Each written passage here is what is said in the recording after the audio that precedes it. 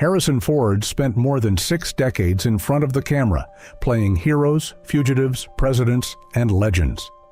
But away from the screen, his personal story has been shaped by the women who crossed his path, wives, co-stars, and companions who each, in their own way, became part of one of Hollywood's most private and enduring lives. Subscribe to support more quality videos. Your subscription enables me to produce additional compelling content. Please join today. Carrie Fisher. Carrie Fisher was 19. She had grown up the daughter of singer Eddie Fisher and actress Debbie Reynolds, born into the center of Hollywood's golden era, raised in the bright and somewhat unreal world that came with that kind of lineage. She had gone to London with very few film credits and very little experience of what it meant to be the lead in a production of that scale. Fisher was young, uncertain about herself, and by her own later admission, quickly overwhelmed by the size of the production and the presence of the man playing Han Solo. Their affair began after a birthday party for director George Lucas. It lasted approximately 3 months through the filming of that first picture, while Ford was still legally married to Mary Marquardt. Fisher described their relationship in her 2016 memoir, The Princess Diarist, a book built from the personal journals she had kept during the original shoot. In those journals, she wrote about being stunned that Ford was interested in her at all, about the intensity of the connection, and about a private anxiety that came from wanting more from the situation than it could realistically offer. She wrote that she had been obsessed with Ford during that period and that she had made pursuing him her top priority. She described their time together as, in her own words, Han and Leia during the week and Carrie and Harrison during the weekend. She also admitted feeling guilt toward Ford's wife, acknowledging that it was not just her secret to keep. Ford, for his part, remained largely silent on the subject for decades. When Fisher told him she planned to publish the journals, he responded with a single raised finger and the word lawyer. She sent him a copy of the manuscript anyway and offered to remove anything he objected to. He never responded. The affair wrapped when the film wrapped. Ford returned to his family. The following year, Star Wars opened in theaters and became the biggest film in Hollywood history to that point. The secret held for 4 decades. When Fisher promoted the memoir publicly in late 2016, Ford told GQ it had been strange for him to have news of an event 40 years old suddenly become public conversation. He said he hadn't read the book. Carrie Fisher died on December 28, 2016, just weeks after The Princess Diarist was published, following a cardiac arrest. She was 60 years old. She had been one of the most celebrated writers and performers of her generation, sharp, funny, and uncommonly honest about her own life. Karen Allen. Karen Allen arrived in Ford's professional world through Raiders of the Lost Ark, which began production in 1980. She had been cast before Ford was officially confirmed for the role of Indiana Jones, having gone through a selective and deliberately secretive audition process. Allen had come to Steven Spielberg's attention through her work in National Lampoon's Animal House in 1978 and through smaller subsequent roles. Spielberg knew she was the right choice for Marion Ravenwood, a character described as tough, independent, and capable of holding her own against Indiana Jones in every sense. Allen later spoke about how completely she fell in love with the character during the audition. She created her own detailed internal life for Marion, her history, her relationship with her father, her years in Nepal. Spielberg later said that Allen's internal backstory for the character was so richly developed it was like watching an entirely different movie running alongside the one being filmed. When Allen and Ford finally met properly before production, they bonded over their shared love of tennis, gathering at Ford's house to watch the 1980 Wimbledon final between Bjorn Borg and John McEnroe. On set in Tunisia and at Elstree Studios, they worked through a production that included being subjected to hundreds of live snakes during the Well of Souls sequence. The snakes were released onto the actors last because if placed on set first, they would be gone by the time the cameras were ready. Allen and Ford were not romantically involved. Their relationship was professional and collegial, and in later decades, when they spoke publicly about the experience, It was with mutual warmth and respect. Allen was absent from the next two Indiana Jones films, Temple of Doom and The Last Crusade, a decision made by George Lucas, who wanted Indiana Jones to have a different love interest in each installment. She returned for Kingdom of the Crystal Skull in 2008, stepping back into Marion Ravenwood after nearly 3 decades. She appeared again briefly in Dial of Destiny in 2023, though she expressed some disappointment about the limited nature of her screen time in that final chapter. In between the Indiana Jones films, Allen's career took a quieter path than some expected after Raiders. She appeared in Shoot the Moon, Starman, and Scrooged, and over time shifted her focus toward independent film, theater directing, and eventually her own fiber arts company in Massachusetts. Sean Young. While still married to Melissa Mathison, Harrison Ford was working at the height of his commercial career, turning out some of the most successful films ever made. And on several of those sets, the women cast opposite him became part of the story in ways that extended well beyond the screen.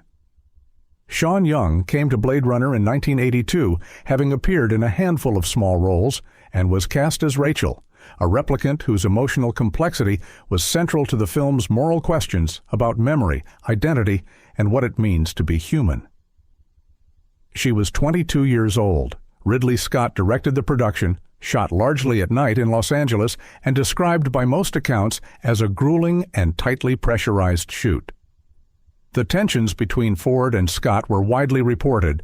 Scott later called Ford the biggest pain in the arse he had ever worked with, though he walked that back somewhat in later years, attributing much of the friction to the pressures of a difficult production and Ford's deep familiarity with the source material. Young's experience on set was its own separate account. She later told Variety that Scott had sought to date her at the beginning of production and that she had declined. After that, she said, the working dynamic shifted sharply. She specifically described the love scene between Rachel and Deckard as something that felt deliberately aggressive, staged, she believed, as a form of retaliation by Scott for her refusal.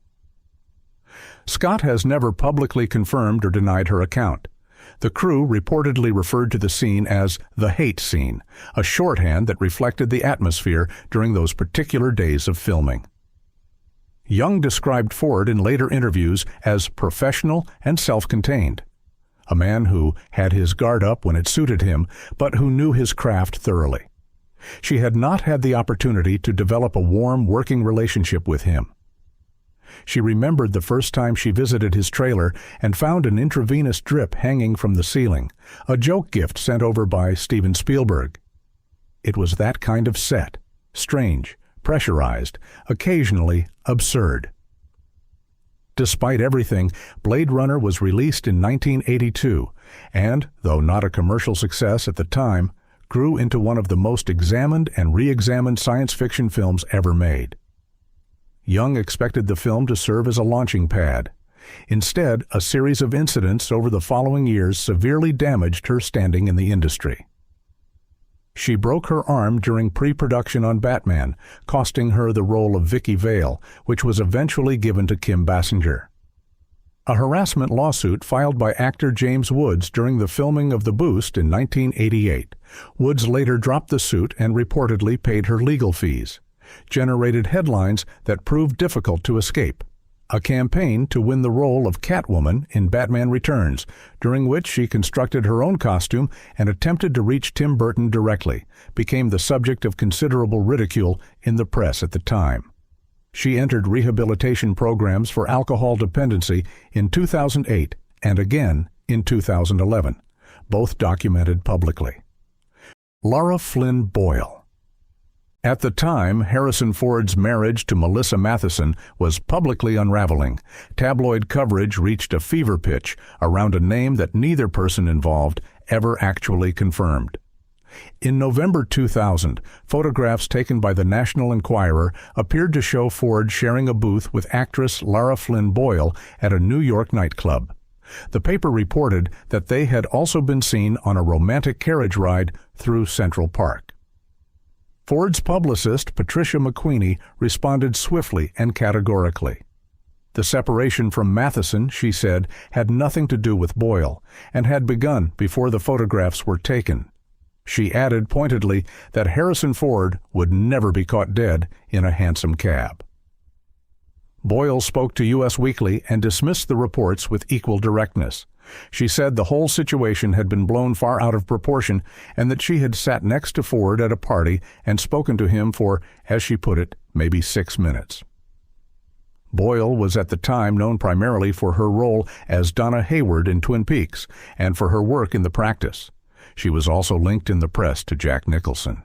Neither Ford nor Boyle ever acknowledged any romantic involvement. The rumors faded, though they left a residue in the coverage of Ford's separation that took some time to dissipate. Boyle spoke publicly about the double standard she felt she had been subjected to. The way a woman seen near a powerful man in the middle of a marital breakdown becomes, by the logic of celebrity coverage, automatically culpable. "People really think I'm a home wrecker," she told Vanity Fair, "that I'm difficult, that I'm crazy." Ford's publicist called the whole thing ludicrous.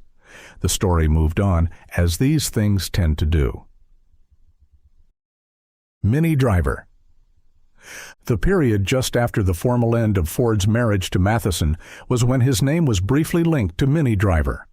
Driver was born in London in January 1970 and raised partly in Barbados. Her career had accelerated through the mid-1990s, most significantly through her performance opposite Matt Damon in Good Will Hunting in 1997, which earned her an Academy Award nomination for Best Supporting Actress. Her personal life had been turbulent around that time. Damon publicly announced their breakup during a television appearance, which was a disorienting way to receive that news. Driver handled it with notable composure in interviews, not dramatizing the situation even when the press clearly wanted her to. Reports from 2001 described Driver and Ford being spotted on a couple of dates in Los Angeles after reportedly meeting at a Hollywood social gathering. The connection was brief, low-key, and never confirmed by either party. Neither gave interviews about it. The age gap between them was approximately 28 years. Ford had recently separated from his wife of nearly 2 decades. Driver was in her early 30s and in the middle of an active career. Whatever the nature of their contact, it did not develop into anything that either person chose to discuss publicly. Driver later became briefly engaged to actor Josh Brolin, which also ended. In 2008, she had a son, Henry, and in 2019, she entered a relationship with filmmaker Addison O'Dea. Driver has continued to work steadily across film and television. The Riches earned her Emmy and Golden Globe nominations, and Speechless ran for multiple seasons on ABC. In 2021, she launched a podcast, and in 2024, she moved back to London after nearly 3 decades in California. Through all of it, the period around 2001 remained one of the quieter chapters in a public career that has been otherwise fairly well documented. Calista Flockhart. Harrison Ford met Calista Flockhart at the 59th Annual Golden Globe Awards on January 20, 2002. He was there to receive the Cecil B. DeMille Lifetime Achievement Award for his contribution to film. She had been nominated for her work on Ally McBeal. A source close to Flockhart later said that she had deliberately spilled her drink on him in order to have a reason to speak to him. Her co-star James Marsden, who was with her that evening, later described being recruited as her wingman for the occasion, watching the two of them talk and eventually receiving the unmistakable look from Ford that meant the evening was moving in a different direction. They went to dinner with a small group. By the accounts of those present, Ford was attentive and clearly interested. The relationship developed from there, and they moved in together in January 2003. He was 59. She was 37. The 22-year age difference between them generated considerable press attention in the early years of their relationship. Flockhart addressed it in a 2003 interview with Hello magazine, saying it didn't factor into their dynamic at all. "Sometimes I even say, 'Wow, I keep forgetting that he's 22 years older than me,'" she told the magazine. "I like the way he looks first thing in the morning. It's not handsome, it's more cute. He looks like a little boy." Calista Flockhart had been born on November 11, 1964, in Freeport, Illinois, the daughter of an English teacher and a Kraft Foods executive. She was raised in a family that moved often, and she came to acting through a serious theatrical training. She attended the Mason Gross School of the Arts at Rutgers University, where her acting teacher, William Esper, made an exception and allowed her to perform on the main stage reserved for upperclassmen. She graduated in 1988 and spent years in New York doing regional theater and small television roles before her Broadway debut in 1994, playing Laura in Tennessee Williams's The Glass Menagerie, for which she received a Clarence Derwent Award. Her film work included a notable supporting role in The Birdcage in 1996. But it was Ally McBeal that made her name recognizable to nearly everyone. The show debuted on Fox in 1997 and became an immediate cultural phenomenon. Flockhart played Ally, a young Boston attorney whose professional competence existed alongside a rich and somewhat chaotic interior life. The show's fantasy sequences, its dancing baby, its unusually direct engagement with questions about ambition, loneliness, and feminism made it unlike anything else on television at the time. Flockhart won the Golden Globe Award for Best Actress in a musical or comedy series for the role in 1998, and was nominated 3 times for the Emmy. In 1998, her image appeared on the cover of Time magazine as part of a feature asking whether feminism was dead. She did not ask to be that symbol. It arrived regardless. What also arrived during all 5 years of the show's run was a relentless press focus on her body. Rumors that she was suffering from anorexia circulated almost from the beginning and persisted through the show's cancellation in 2002. She denied them consistently. In a 2024 interview with the New York Times, she described how painful that period had actually been, how the rumors made her work feel soured, how she was sleep-deprived from the production schedule, and how she had genuinely feared the speculation would end her career before she had a chance to show what else she could do. "I did think that it was going to ruin my career," she said. "I didn't think anybody would ever hire me again." She described herself as an easy target. She kept working. In 2006, she acknowledged in a separate interview that the stress of the production's final years had caused her to undereat and overexercise. Annette Bening's connection to Harrison Ford is a single film made at a particular moment in both of their careers. In 1991, they appeared together in Regarding Henry, directed by Mike Nichols. The film centers on a high-powered Manhattan attorney who suffers a catastrophic brain injury during a robbery and must rebuild his identity and his family relationships from the ground up. Bening played his wife, the woman who watches her husband disappear and then watches someone gentler and more present take his place. At the time, Bening was just beginning to establish herself as one of the more compelling screen presences of her generation.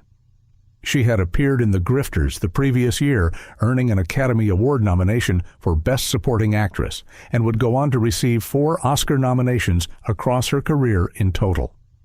Her work opposite Ford in Regarding Henry was noted by reviewers as one of the more quietly effective elements of a film that received mixed notices overall. Roger Ebert observed that both actors succeeded in their roles despite the material's limitations, 2 intelligent performers working within a script that did not always give them enough to work with. Bening has been married to actor Warren Beatty since 1992, and their marriage has been one of the longer and more publicly noted relationships in Hollywood's contemporary history. There was no personal connection of any other kind between her and Ford. The film was the film, and their professional paths did not cross again. Melissa Mathison. Harrison and Mary Marquardt divorced in 1979.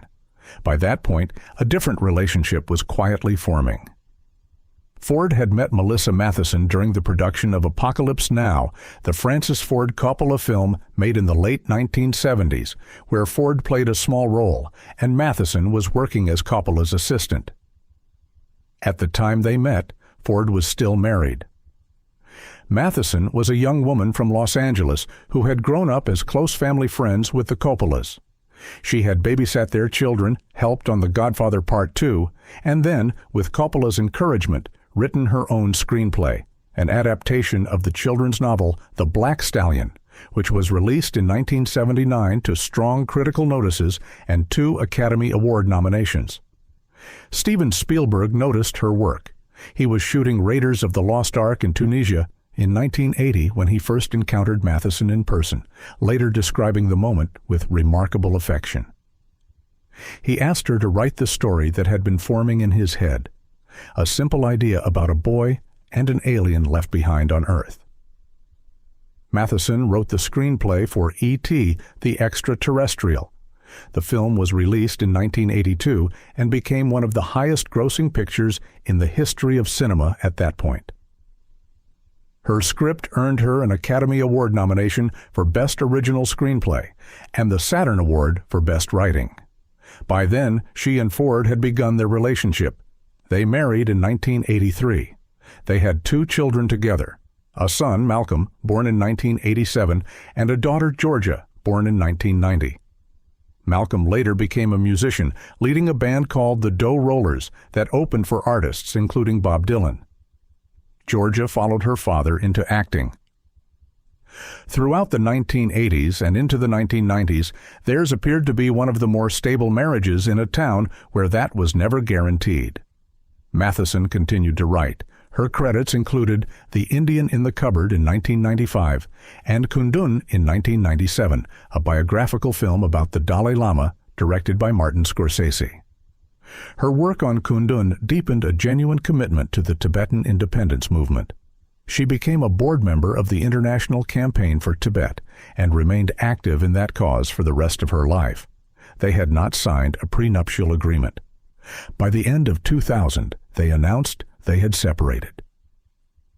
In 2001, Mathison filed for divorce. The legal process was complicated and extended, and the settlement was not finalized until 2004. Mathison received approximately $85 million. Some sources reported the figure as high as $118 million, along with a portion of Ford's future earnings from films he had made during their marriage, including profits tied to Indiana Jones and The Fugitive. It was reported at the time as one of the most expensive divorce settlements in Hollywood history. Ford spoke briefly in later years about the emotional difficulty of that period, not about the financial terms, but about the weight of it on his children and about how the tabloid coverage made an already painful situation harder to live through. Mathison lived more quietly after the divorce but continued working. Her final screenplay was The BFG, another Spielberg collaboration based on the Roald Dahl children's novel. She did not live to see it released. Melissa Mathison died on November 4, 2015, of neuroendocrine cancer. She was 65 years old. Spielberg offered a public tribute, describing her as someone who had given E.T. a heart that shined as brightly as the one she wrote for the film. Ford made no public statement.